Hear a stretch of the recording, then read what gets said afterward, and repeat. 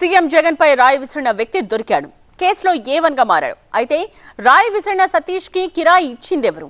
రాయి విసరమని ప్రోత్సహించిందెవరు? సతీష్ వెనుక ఉన్న అదృశ్యాస్తం ఎవరిది? ఇదే కోణంలో బిజవాడ పోలీసులు తీగలాగితే డొంక కదిలింది. దుర్గారావు దొరికాడు. ఇడిగో ఇతడే A2 అన్నారు పోలీసులు. కొద్ది రోజుల తర్వాత తూచంటూ అతన్ని వదిలేశారు. ఈ కేసులో మళ్లీ పీట ముడిపడింది.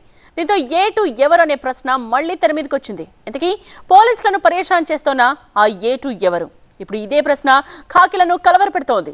ఈ కుట్రకు మొదలేది, ఈ ప్రశ్నకు బదులేది అంటోంది.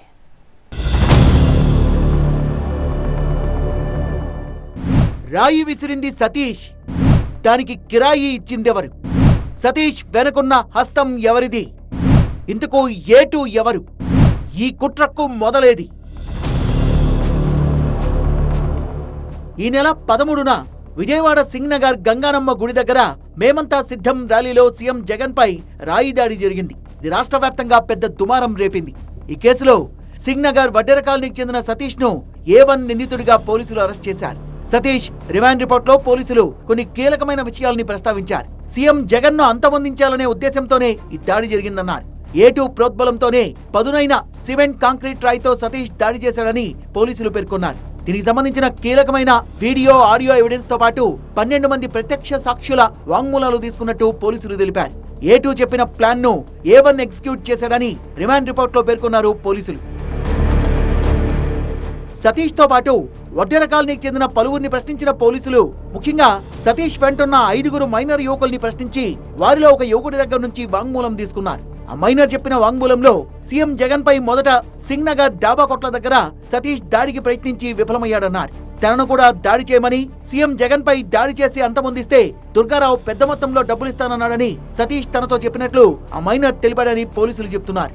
అయితే తాను దాన్ని తిరస్కరించడంతో కొంచెం ముందుకెళ్లి గంగానమ్మ గుడి దగ్గర సీఎం పై సతీష్ దాడి చేసినట్టుగా మైనర్ చెప్పాడని తెలుస్తోంది. దీంతో అప్పటి నుంచి A2 దుర్గారావు అంటూ అతని చుట్టూ కేసు తిరిగింది. దుర్గారావు టీడీపీలో యాక్టివ్ గా ఉండడంతో ఈ కేసులో తనను ఇరికించే ప్రయత్నం పోలీసులు చేస్తున్నారంటూ టీడీపీ నేత బోండా ఉమా ఆరోపించారు. టీడీపీ అధినేత చంద్రబాబు కూడా ఈ విషయాన్ని ఈసీ దృష్టికి తీసుకువెళ్లారు. ఈ నేపథ్యంలోనే కేసు కొత్త టర్న్ తీసుకుంది. దుర్గారావుకు ఇన్సిడెంట్ తో ఎలాంటి సంబంధం లేదని నిర్ధారించుకున్న పోలీసులు ఫామ్ 60 పై సంతకాలు తీసుకుని అతన్ని విడుదల చేశారు.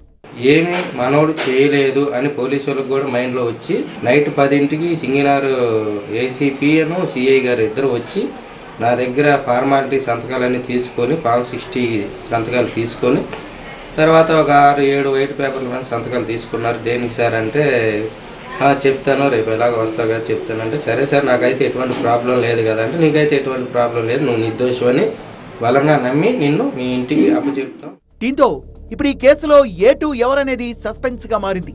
సీఎం జగన్ పై దాడికి కుట్ర పన్నింది ఎవరు? సతీష్ కు దాడి చేయమని చెప్పింది ఎవరు? ఎవరి ప్రోద్బలంతో సతీష్ ఈ దాడి చేశాడు? దీని వెనుక ఎవరున్నారు అనే ప్రశ్న పోలీసులకు కొత్త సవాల్ విసురుతోంది. దుర్గారావును పోలీసులు వదిలేయడంతో A2 ఎవరనే విషయం ఉత్కంఠ రేపుతోంది. ఈ కేసులో 100 మందికి పైగా అనుమానితుల్ని పోలీసులు విచారించారు. దాడి జరిగిన స్పాట్ దగ్గరలో ఉన్న స్కూల్, గుడి చుట్టూ ఉన్న సీసీ కెమెరాలతో పాటు సీఎం వెహికల్ కు ఉన్న కెమెరాలు, సెల్ ఫోన్లతో పాటు ఇతర కెమెరాల్లో రికార్డైన వీడియో ఫుటేజ్ మొత్తాన్ని సేకరించారు. ఆ ప్రాంతం నుంచి వెళ్లిన కొన్ని వందల సెల్ ఫోన్ కాల్స్ ఆడియోల్ని క్షుణ్ణంగా విన్నారు. సాంకేతికపరమైన ఆధారాల్ని ఇంకా సేకరిస్తూనే ఉన్నారు. 8 టీంలు, 40 మందికి పైగా పోలీసులు ఈ కేసులో అసలు రహస్యాన్ని వెలికితీసేందుకు లోతుగా దర్యాప్తు చేస్తున్నారు. మరోపక్క A1 సతీష్ నుంచి 164 స్టేట్మెంట్ తీసుకునేందుకు న్యాయమూర్తి ముందు పిటిషన్ వేశారు. ఉన్నట్టుండి పీటముడిపడ్డ ఈ కేసు పోలీసులకు సవాల్ విసురుతోంది. మరి దీన్ని పోలీసులు ఎలా ఛేదిస్తారో చూడాలి.